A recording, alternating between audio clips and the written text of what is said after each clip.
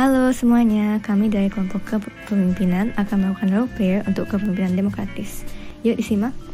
Di sini ada Hanifah sebagai ketua, Diva sebagai karyawan yang tidak masuk, Ica sebagai karyawan yang pro lomba futsal, Dinda sebagai karyawan yang kontra lomba futsal, dan Sheila sebagai karyawan yang mengusung jalan tengah. Gaya kepemimpinan yang demokratis merupakan salah satu cara pemimpin memimpin suatu kelompok dengan membaurkan dirinya menjadi satu bagian dengan anggota kelompoknya, tetapi tetap mengemban tanggung jawab agar tujuan yang hendak dicapai dapat terlaksana. Berikut ini merupakan ciri-ciri kepemimpinan demokratis. Yang pertama, beban kerja organisasi menjadi tanggung jawab bersama. 2. Pemimpin menganggap bawahan sebagai komponen pelaksana dan harus diberi tugas serta tanggung jawab. 3. Disiplin dan dapat memecahkan masalah secara bersama-sama. 4. Memiliki kepercayaan yang tinggi terhadap bawahan serta tidak melepas tanggung jawab pengawasan. 5. Komunikasi dengan bawahan bersifat terbuka dan dua arah. Lalu berikutnya ada kelebihan kepemimpinan demokratis, di mana yang pertama, organisasi dengan segenap bagian-bagiannya berjalan lancar, sekalipun pemimpin tersebut tidak ada di kantor. Kedua, otoritas sepenuhnya didelegasikan ke bawahan, dan masing-masing menyadari tugas dan kewajibannya. Yang ketiga, diutamakan tujuan-tujuan kesejahteraan pada umumnya. Lalu yang keempat, pemimpin berfungsi sebagai katalisator untuk mempercepat dinamisme dan kerjasama demi pencapaian tujuan organisasi. Kekurangan kepemimpinan demokratis adalah 1. Karena sifatnya terbuka, maka harus dibarengi dengan peraturan lain agar tidak terlalu bebas. 2. Dalam pengambilan keputusan diperlukan waktu yang lama, karena harus mewakili suara dari masing-masing anggota kelompok atau organisasi. Berikut merupakan contoh penerapan dalam kepemimpinan demokrasi. Selamat pagi kakak-kakak semuanya. Pertama saya ingin memohon maaf karena terlambat datang 30 menit karena kondisi saya yang kurang sehat.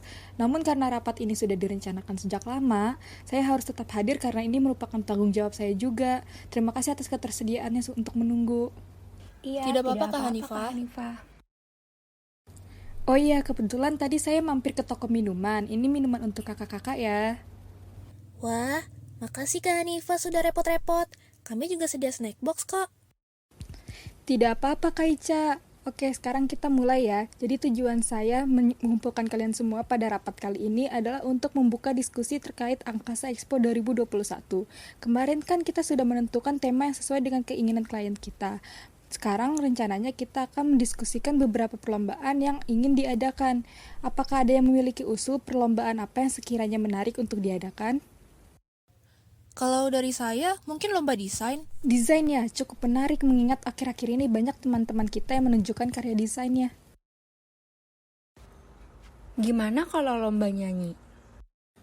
Itu boleh juga, apalagi sekarang banyak lagu-lagu bagus dari penyanyi baru yang bisa dijadikan cover.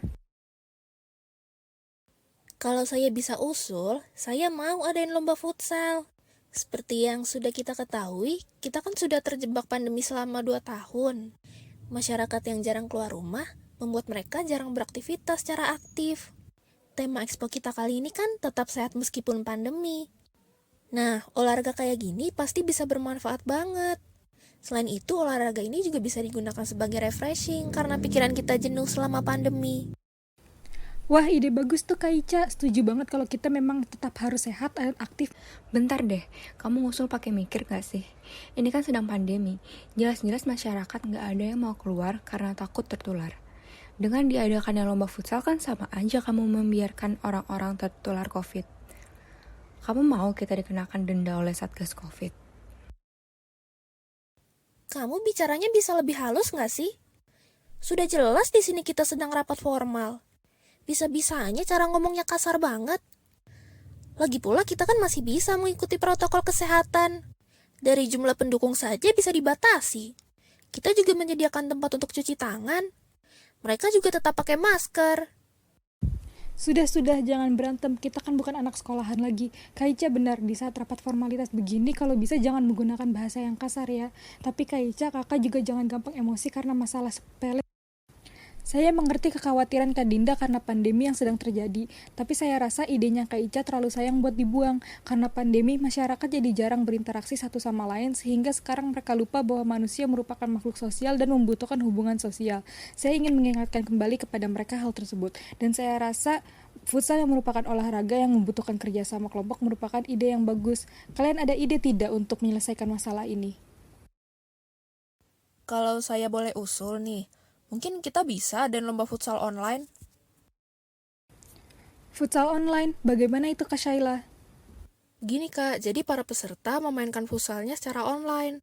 Saya tahu satu game online yang bisa dimainkan di ponsel. Jadi semua peserta bisa menggunakan device mereka masing-masing. Nah, jadinya kita bisa meminimkan kontak langsung. Karena ini game online kan peserta nggak perlu bertatap muka. Wah, idenya bagus banget itu Kak Shaila. Di sini ada tidak yang tidak setuju dengan idenya Kak Shaila? Kalian bisa angkat tangan ya.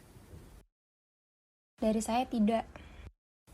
Oke, kalau begitu semuanya setuju ya. Kembali lagi ke lomba desain dan lomba menyanyi. Saya rasa kedua ide ini juga cukup bagus. Untuk dua ide ini, di antara kakak-kakak ada yang keberatan tidak? Tidak ada, Kak. Oke, berarti kita akan mengadakan 3 perlombaan ya. Lomba desain, lomba menyanyi, dan lomba futsal online. Terima kasih semuanya atas rapat kali ini. Kak Diva, kemarin kakak tidak datang ke rapat ya. Kenapa? Oh iya Kak Hanifa, mohon maaf kemarin saya sedang tidak enak badan. Saya takut penyakit saya menular. Padahal saya dengar Kak Hanifa yang sakit juga malah datang. Oh begitu, tidak apa-apa kok, santai saja Kak. Tapi lain kali tolong berkabar ya ke teman-teman atau ke saya. Jadi tidak ada selisih paham kalau tidak izin rapat itu merupakan tindakan yang tepat. Maaf Kak, lain kali saya akan bekerja lebih giat lagi dan mengabari apabila hendak izin rapat supaya tidak mengecewakan lagi. Terima kasih semuanya sudah menonton.